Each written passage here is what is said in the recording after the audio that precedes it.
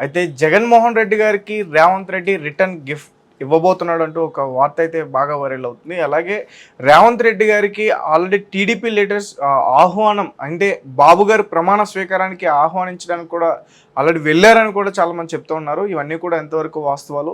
So ఇదే విషయాన్ని మనతో పాటు డిస్కస్ చేయడానికి ప్రముఖ సీనియర్ జర్నలిస్ట్ దుర్గా గారు ఉన్నారు. ఆమెను అడిగే ప్రయత్నం చేద్దాం. నమస్తే మేడం. నమస్తే మా. షర్మిల గారు ఇక్కడ ఎప్పుడైతే తెలంగాణలో ఆమె పార్టీ పెట్టారో తర్వాత కాంగ్రెస్లో కలిపేశారు.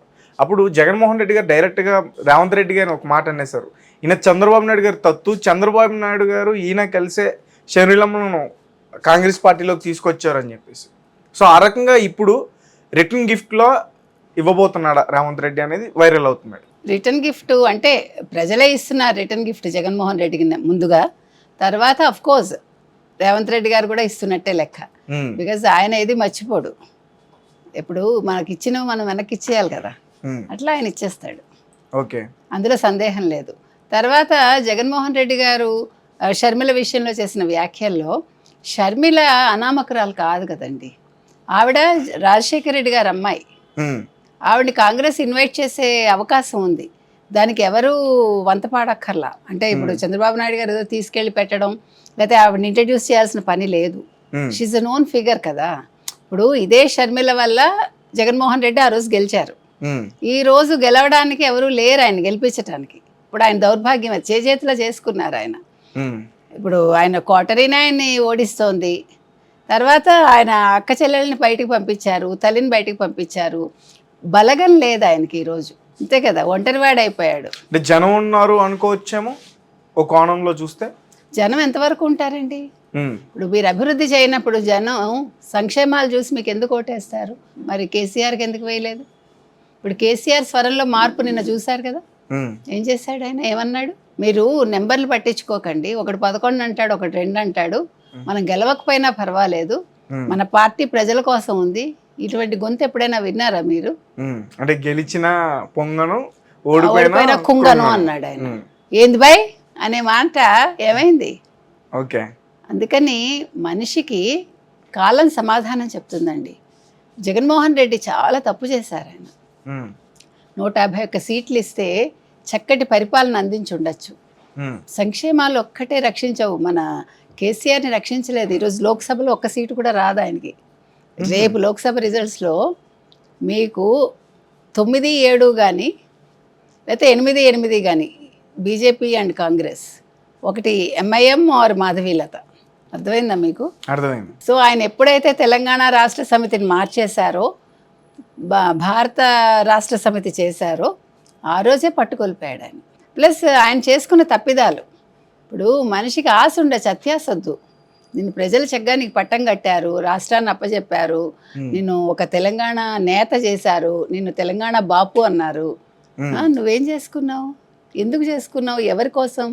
కూతురు లిక్కర్ స్కామ్ ఏంటి, కొడుకు ఫోన్ ట్యాపింగ్ ఏంటి, నువ్వు ఫోన్ ట్యాపింగ్ ఏంటి, హరీష్ రావు ఫోన్ ట్యాపింగ్ ఏంటి? ఏం ఆశించి? మీకు అవసరమా ఇవన్నీ? మీరు మంచి పనులు చేస్తే ప్రజలు కళ్ళు మూసుకుని మీకు పట్టం కట్టేస్తారు. కానీ మీరు అసలు పక్కవాడు ఏం మాట్లాడుకుంటున్నాడు, వాళ్ళు ఎలా నెగ్గుతారు, దీని మీద దృష్టి పెట్టారు వాళ్ళు. ఫోన్ ట్యాపింగ్ల ద్వారా వాళ్ళు ఏం తెలుసుకోవాలనుకున్నారు, వాళ్ళ వ్యూస్ ఏంటి, వాళ్ళ ఎత్తుగడలు ఏంటి తెలుసుకుందాం అనుకుని బొక్కబోర్లా పడ్డారు. నీకు తెలివి ఉంది, చంద్రశేఖరరావు గారికి తెలివి ఉంది, తెలివిని ఉపయోగించుకోలేదు. ఆయన అక్కడ మాయలో పడ్డాడు. ఉన్న సొంత తెలివిని నమ్ముకోకుండా పక్కవాడు ఏం మాట్లాడుకుంటున్నాడు, పక్కవాడు ఏం ఎత్తులేస్తున్నాడు, మనం ఏం పై ఎత్తులు వేయాలని చూశాడు తప్ప మనం చిత్తవుతామని అనుకోవాలా. అట్లా చిత్తైపోయాడు. సో జగన్మోహన్ రెడ్డి గారికి కూడా అదే జరిగింది. ఈరోజు చంద్రబాబు నాయుడు గారు గెలుస్తున్నారంటే డెఫినెట్గా ఈసారి మాత్రం చంద్రబాబు నాయుడు గారి గెలుపుకి కారణం ప్రజలు ఇష్టంతో వేస్తున్నారు ఓటు. అంటే వైసీపీకి నెగిటివ్ ఓటు ఇది పాజిటివ్ ఓటుతోటి చంద్రబాబు నాయుడు గారికి వేస్తున్నారు. ఏదో తప్పదు కాబట్టి వేయటం అట్లా కాదండి. వాళ్ళు మాకు అభివృద్ధి కావాలి, రాష్ట్రం బాగుపడాలని ఒక ఉద్దేశంతో వేస్తున్నారు. నిన్న మీరు టైమ్స్ నౌ రిజల్ట్స్ చూస్తే వాళ్ళు పర్సంటేజ్ వైజ్ ఎవరెవరు వేశారు అని ఇచ్చారు.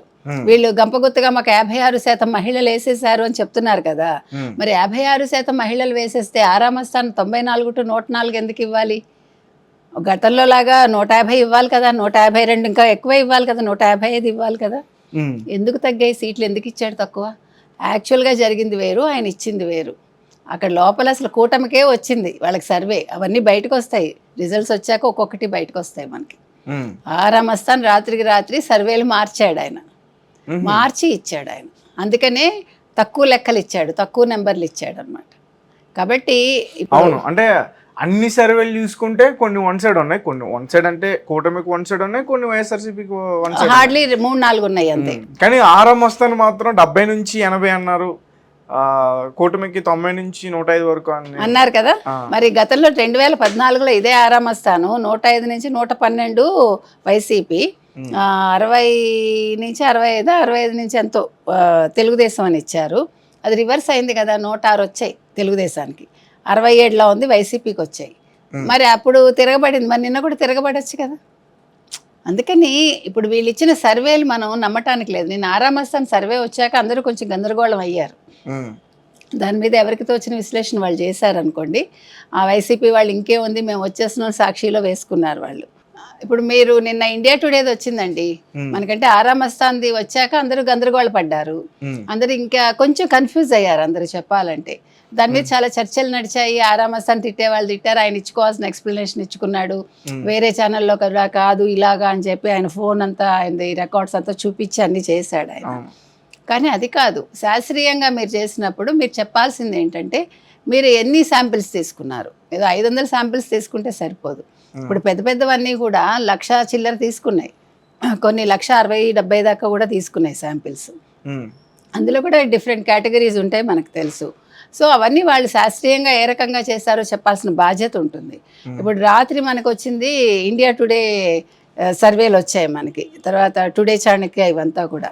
ఇప్పుడు ఇండియా టుడే మై యాక్సిస్ కానీ టుడే చాణక్య కానీ వాళ్ళు ఇచ్చింది నిన్న మీరు చూశారు.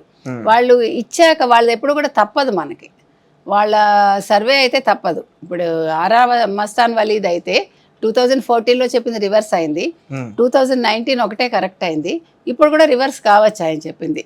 కానీ కన్సిడర్ చేయాల్సిన అవసరం ఉందా లేదా అనేది కూడా ఒక క్వశ్చనే మనకి. ఏదేవైనా కూడా చంద్రబాబు నాయుడు గారు కూటమి గెలుస్తుంది, చంద్రబాబు నాయుడు గారికి రేవంత్ రెడ్డి గారు రిటర్న్ గిఫ్ట్ ఇస్తారు, ఆయనకి ఎలాగ ఇన్విటేషన్ వెళ్తుంది. 9వ తారీఖు ఒకవేళ ప్రమాణ స్వీకారం చేస్తే ఆయన అమరావతిలో తప్పకుండా రేవంత్ రెడ్డి గారు వెళ్తారు, అందులో సందేహం లేదు. ఇక్కడ గురువు ఓడిపోయాడు, అక్కడ శిష్యుడు ఓడిపోతున్నాడు. ఇక్కడ శిష్యుడు నెగ్గాడు, అక్కడ గురువు నెగ్గుతాడు. ఎవరు గురువు శిష్యులు ఎవరు? ఇక్కడ కేసీఆర్ గారు, అక్కడ జగన్మోహన్ రెడ్డి గారు. ఇక్కడ శిష్యుడు జగన్మోహన్ రెడ్డి గారు, కేసీఆర్ గారు గురువా? మరి అనుకుంటారు కదా, వాళ్ళిద్దరు గురు శిష్యుల సంబంధమే కదా వాళ్ళిద్దరిది. అందుకని ఇక్కడ శిష్యుడు రేవంత్ రెడ్డి అనుకుంటే నేను శిష్యుని కాదని ఆయన చెప్పాడు, ఎవరు రేవంత్ రెడ్డి గారు. కాకపోతే ఒక్కటి మాత్రం అండి, వీళ్ళందరూ కూడా కాంగ్రెస్లోనూ ఉన్నారు, తెలుగుదేశం వాళ్ళు వీళ్ళందరూ. ఈవెన్ మీరు కేసీఆర్ని తీసుకుంటే నిన్న మరి రేవంత్ రెడ్డిని తెలుగుదేశం వాడు అని అన్నారు కదా, అసలు అక్షరాభ్యాసం ఎక్కడ చేశాడండి ఆయన? రాజకీయ అక్షరాభ్యాసం ఎక్కడ జరిగింది కేసీఆర్ గారికి? కాబట్టి ఆయన మర్చిపోకూడదు, వెనకాల చూసుకోవాలి, గురువింద గింజలా మాట్లాడకూడదు మనం. మిమ్మల్ని నేను ఒకటి అనేటప్పుడు వేళ్ళు 3 నా కేసు చూస్తున్నాయని మర్చిపోతే ఎట్లా? రేవంత్ రెడ్డిని ఇవాళ మోకాలు ఎత్తులో లేనివాడు మాట్లాడుతున్నాడు అన్నాడు. ఎందుకు మీరందరూ బాడీ షేమింగ్ చేస్తారు? మీకు ఏం హక్కు ఉంది? మీరు పెద్దవాళ్ళు అయితే అయ్యి ఉండొచ్చు, ఇవాళ రేవంత్ రెడ్డి నా మాట అన్నాడు ఆయన. నోరు పడేసుకోవద్దు, ఇంకా మనకి చింత చచ్చిన పులుపు చావలేదంటే ఎట్లా? రేపు పూర్తిగా పులుపు చచ్చాక ఎల్లుండి మాట్లాడాలి ఆయన మాట. కాబట్టి కేసీఆర్ గారంటే ఉండే రెస్పెక్ట్ని ఆయన పోగొట్టుకుంటున్నాడు, పోగొట్టుకున్నారు అంతే.